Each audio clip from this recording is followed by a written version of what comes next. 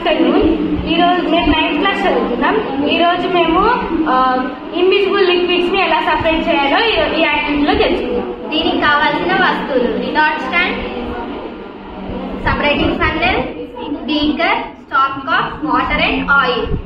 ఇప్పుడు మనం ఇక్కడ తీసుకున్న సపరేటింగ్ ఫన్నెల్లో తీసుకుని వాటర్, ఆయిల్. ఇక్కడ చూస్తే వాటర్ పైన ఆయిల్ అనేది ఒక లేయర్ లాగా తయారై ఉంటుంది. ఈ లేయర్ ఆయిల్ అండ్ ఇదంతా వాటర్. ఇప్పుడు ఏం చేయాలంటే ఇక్కడ ఉన్న వాటర్ అన్ని దీంట్లోకి రావాలి.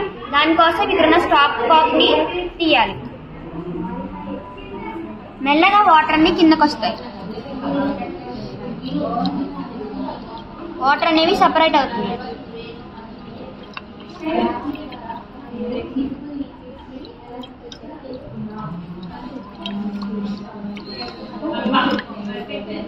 చూసారు కదా, ఈ వాటర్ అన్ని దీంట్లోకి సపరేట్ అయ్యాయి. అండ్ ఇదంతా ఆయిల్. వాటర్ ఆయిల్ సపరేట్ చేసుకున్నాం.